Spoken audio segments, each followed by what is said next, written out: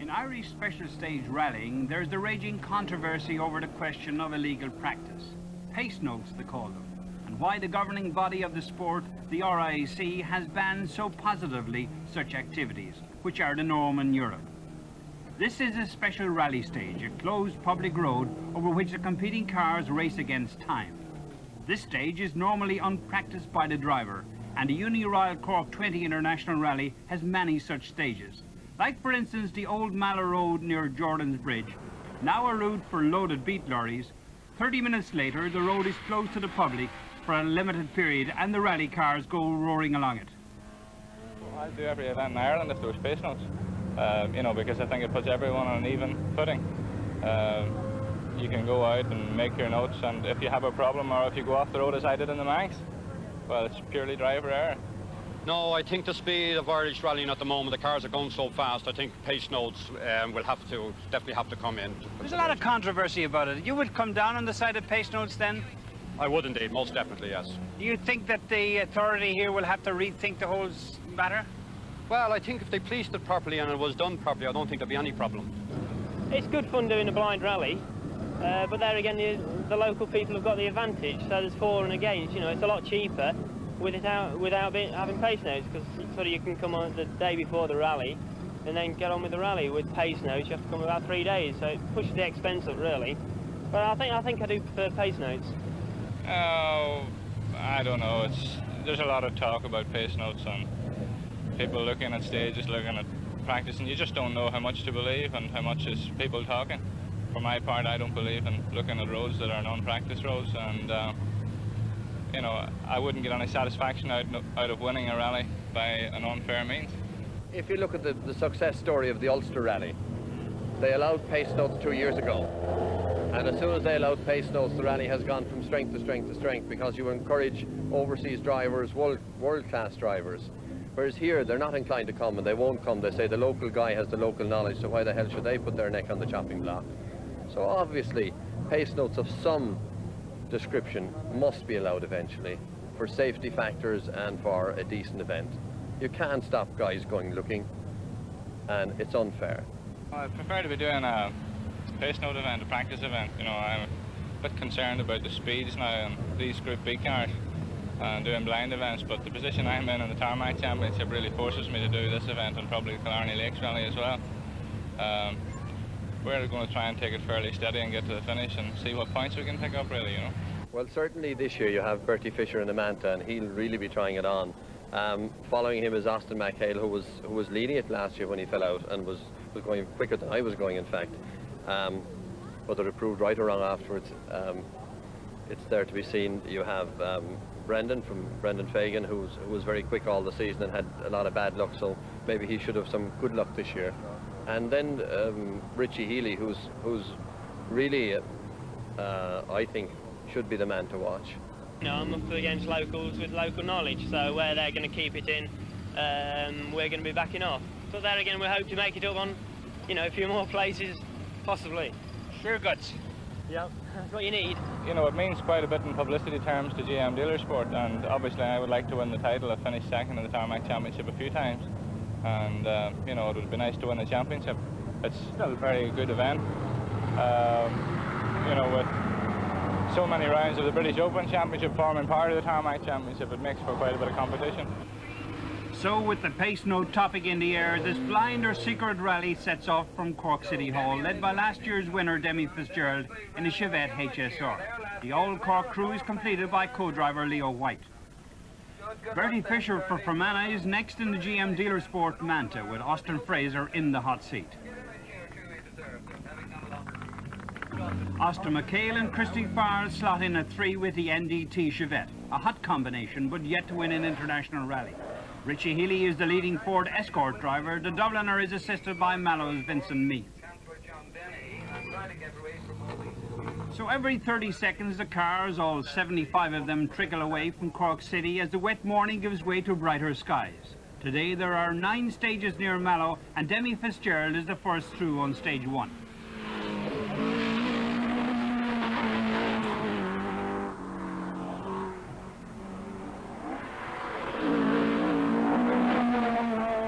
Then comes Bertie Fisher in the Opel, third overall. He's 6 seconds down on Austin McHale's white Chevette.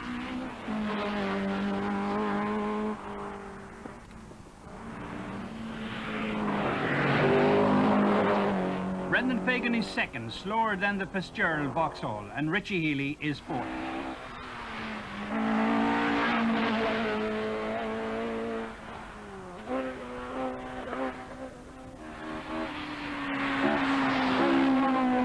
Mahony's Escort is a little off the pace, and the visitor Ian Tilk in the Silkaline Escort is as low as 10th.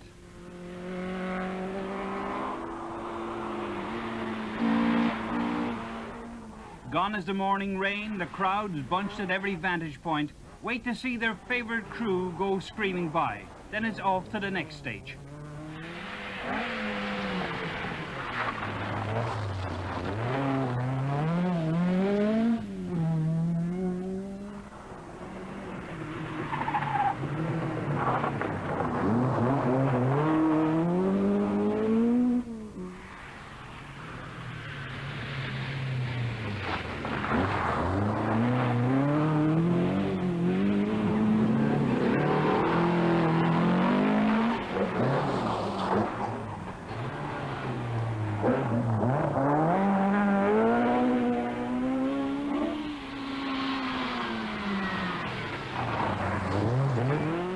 After 3 hectic stages, Bertie Fisher leads in the Manta from the local man and last year's winner Demi Fitzgerald. Then it's Heeley, Fagan, and at 5th, Austin McHale. Well, okay so far this morning. First 2 stages, no problems. Exhaust broke on the last one. We were leading the event up to that, and we dropped about 40 seconds now. But with a bit of luck, we probably might have had any more problems. These stages you have never done before, have you? No, we've never done these stages before. They're all new. They're very dirty. You know, they're very deceitful stages, but we're going over them now for the 2nd time, and we'll have a better idea of where we're going. Would you prefer to have done recce on them? Are you a person who likes wrecking rallies? No, I don't like recce in rallies, provided that the stages are kept secret and no other competitors are allowed to recce either.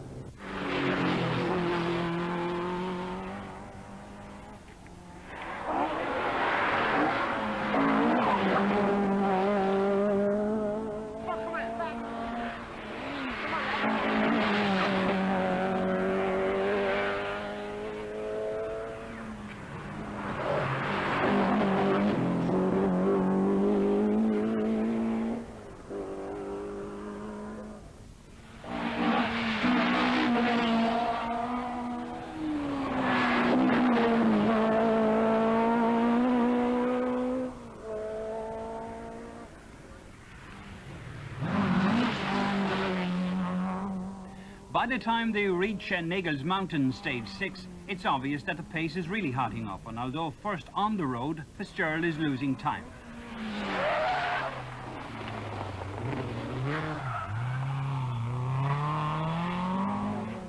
Bertie Fisher has the lead, and he intends holding it.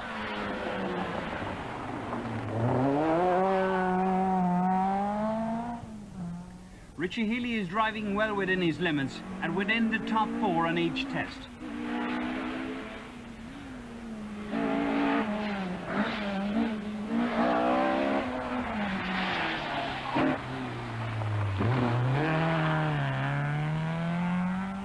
Brendan Fagan is next through, using the loud pedal to advantage.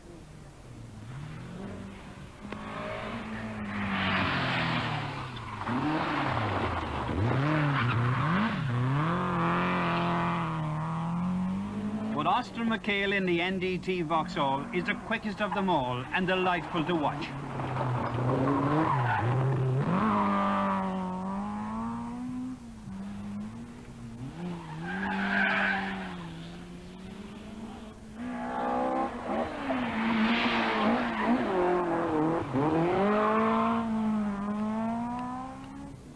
And so next to Stage 7 near Ballyhillogue, a short step from Mallow, the gaily coloured cars continued to do battle.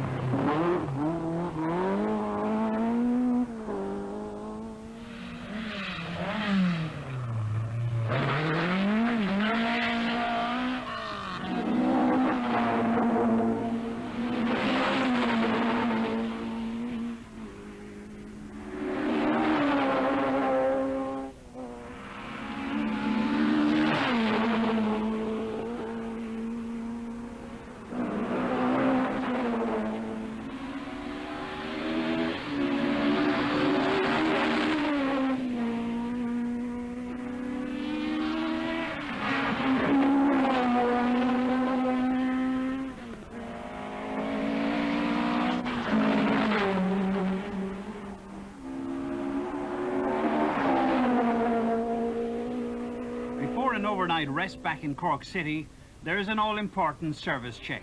Those 9 stages have taken a light toll. Tomorrow is decision day. Well, I'm just checking times at the moment here. Going into that last stage, we were 11 seconds in front of Austin McHale. Now, I haven't got his time for the stage. I'm just totaling up here, but it's bound to be very close. Yeah, what sort of an event is it so far? It's been very good. The 3 stages done 3 times. You get to know the stage a little bit better each time, and our times each time round are that much quicker. And though in the second stage, each time we do it, Austin seems to have a thing about that stage because he's taken a lot of time off us each time on that stage, and yet on the other ones, our times are very, very close. Were you making any notes on the first and second time around? No. Using map around like that? No, you're not allowed to make notes or use notes. So we were strictly going by the rules. What we were trying to do, trying to memorise the type of roads and sections of road, if corners tightened or if they didn't tighten, and that gave us an idea the next time round that you know, I could say to Bertie the next section of road there's nothing too bad on it, and then he would give him a bit more confidence on it. Stages have been quite slippery. Really, every time round, some patches have been very slippery. But we've been going a lot quicker the second time round, and then quicker again on the third time round. So. You know, we're quite happy. There's a chance of a little bit of rain tomorrow. Would you like that? Well, I don't know. I think, you know, if the stages are clean, rain doesn't really matter. But it's whenever the stages have a lot of muck on the sides, then the rain makes it very slippery and corners come up very quick. See, this is beat country down here. You realise that. There's a lot of clay on the roads because of they're drawing out the beat at this time of the year. That's right. So if it rains, you're going to have a lot of muck, right? Yeah, that's right. Primarily, we are more interested in finishing second on this event in order to gain championship points. That would then put us into the lead in the Tarmac Championship. And I think we would tend to settle for that rather than go out and have a race with Austin tomorrow. 3 stages ago I had a back axle problem and I struggled through the last 2 stages and I've lost a lot of time, but we're trying to change an axle now. Well, I could have dropped actually down to 4th or 5th place as a result of the axle. It's a big rally tomorrow. There's another 9 stages tomorrow, long stages, so this is important that I get the axle changed. Richie, you're in the garage business. I mean, a back axle change on my car in your garage would take how long? Approximately about 4 to 5 hours. Right, here you're going to do it in how long? About 35 minutes, I hope. Well, that's real productivity for you. This break is also vital to Demi Fitzgerald, who's also having to change a back axle. Across the road, Austin McHale's crew are going over their charge with a fine-toothed comb. Tomorrow there is a vital leg. Yeah, we're happy enough. We're going fairly well. We dropped about a minute this morning, so I think we've Bertie back down now to someplace around 22 seconds. So he's first on the road in the morning, and that suits us. We were running behind him. You don't want to be first out in the morning, isn't that right? No, it's not particularly I don't want to be first out, but whoever runs first on the road usually finds the bad spots first, so he's a better chance of going off than me or making a mistake than me then. I know it's a very difficult thing to ask a driver at this stage of the rally, but how confident do you feel? I mean, you're a guy who wants to win that first international. Could this be it? Yeah, I'd like to win this event. Like we should have won it last year. We had mechanical problems when we went off. We broke a ball joint in the car. But yeah, we'd like to win it this year. So we will do our best to try and win it. It'd do yourself a lot of good to win an international, wouldn't it? Yeah, well, an international, you know, I've won nearly everything else that there is to win, but an international is a big advantage, yeah. Okay, I see you have a number of helpers here. Is that one of your mechanics there? That's one of the mechanics actually. That's the youngest there. And what about That's the other fellow there as well. Yeah. Okay, did they all travel around with you all the time? Yeah, I got very good support. I would rather pace notes. It's very safe with pace notes, you know. And the pace has gone so quick now up at the front, you know, that if you don't get off the mark at the start, you're really in trouble, you know, and that's been what's happening to us today. We're starting to go all right now, you know, but in the morning we're going very, very bad, you know. Everybody else seemed to go way out of the proportion, you know. People just go so fast when there's pace notes that, I mean, it can be frightening. I mean, I like to go out and enjoy the event, and I like to finish the event, and I don't like to feel that I've got to drive beyond my limit to keep with everybody else, which is what one would have to do if you weren't really skilled at the pace notes. Well, it's so long since I did an event. I've only done 2 rallies this year, and I haven't driven the Chevette since the circuit, so I was trying to get used to it again. But Austin and Bertie were really going to abound from the start, weren't they? They're going very quickly. I don't know where they're getting all the speed from. You say that with a certain amount of suspicion, or do you Oh, say no, I do not. No. And I think if you go over the stage 2 or 3 times, you get to learn the quick bits and the slow bits, so it's easier to go quicker. But I'm just getting back into tune again. I think I've gone quick in the last couple of stages. I'm very much surprised to see all the top runners still running with the weather conditions that there were this morning, and I think the only redeeming fact is that the weather was clement and it didn't rain and all the muck got away, so all the other guys, including myself, got away with it as well, so pace is great. Tomorrow you're on Muckra Moor, which is the top of the mountain, and if there's any low cloud or that scene, you won't just be able to see, so it's a different ballpark. You're on narrow boreens tomorrow.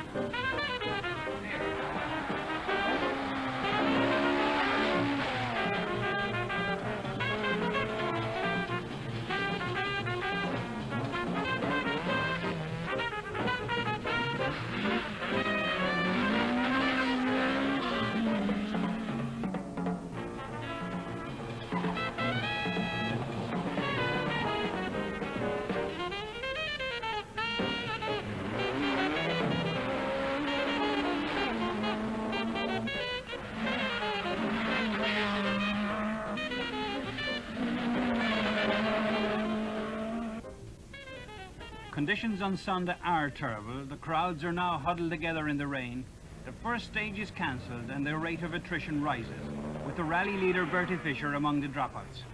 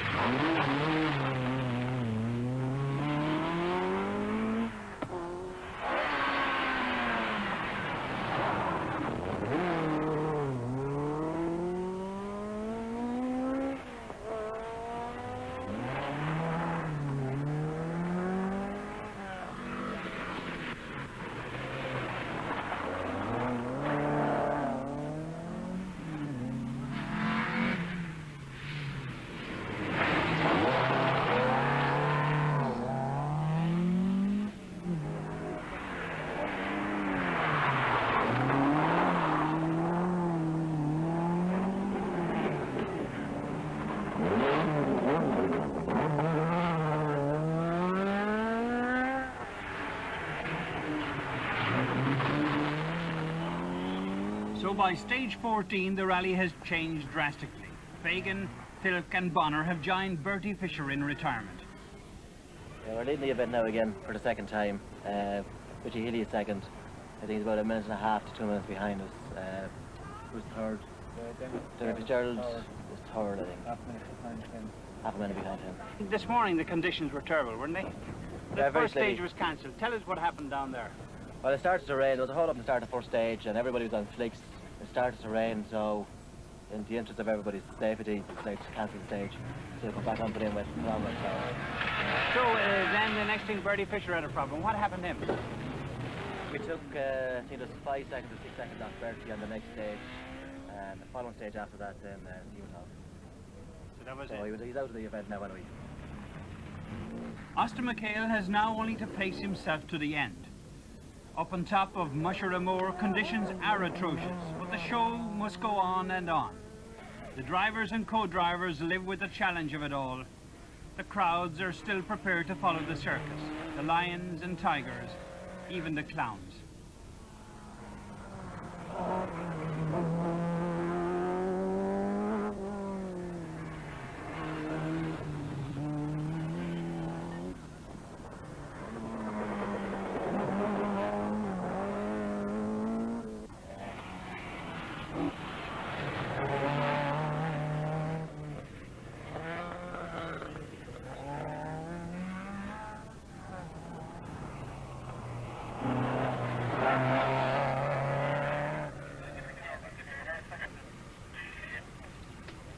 The results so far: Austin McHale first, Richie Heeley second, Demi Fitzgerald third, and Frank Mahony fourth.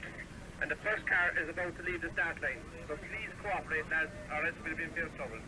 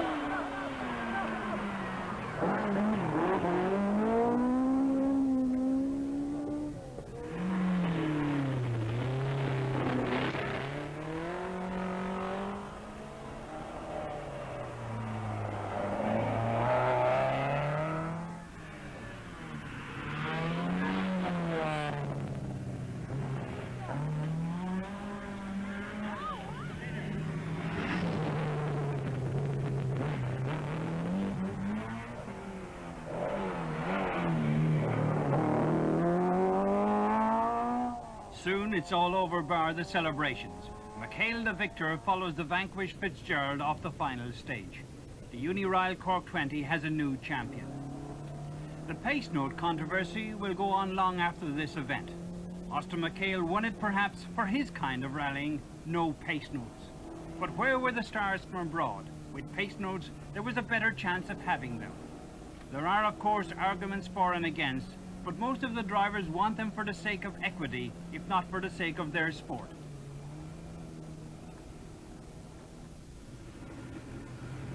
For Austin McHale, it's now only a case of driving to the Champagne in Cork City, and so to his first international win. But the marshals' work continues. They counted them all out in the morning, and now at dusk, only some of them are counted back in again. Like Richie Heeley, he's second overall, over a minute behind Austin McHale, and 18 seconds up in Cork's Demi Fitzgerald.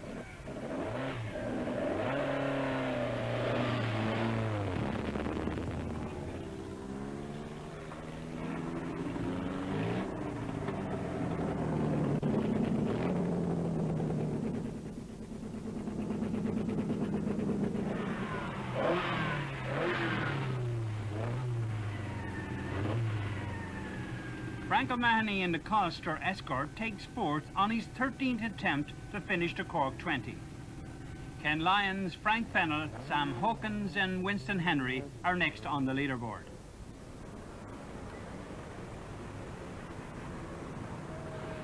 This rally has a record of toughness, so no wonder the survivors smile and look happy as they check into the finish control in Cork City.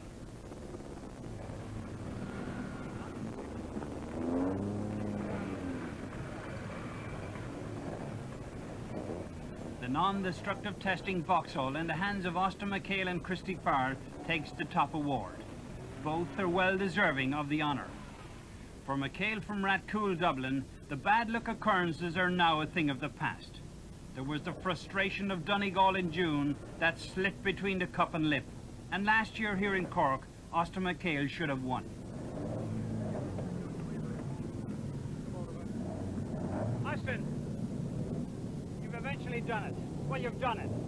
You've won the international rally you've been looking for. How long have you been at the game altogether?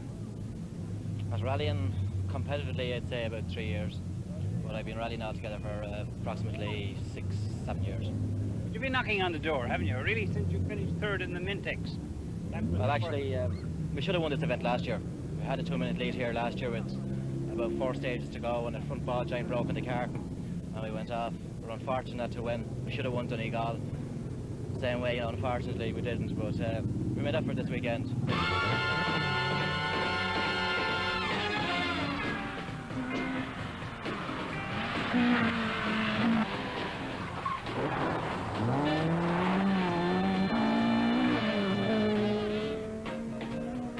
It's very hard to remember really, but I suppose I started around the time that Billy Coleman was competitive.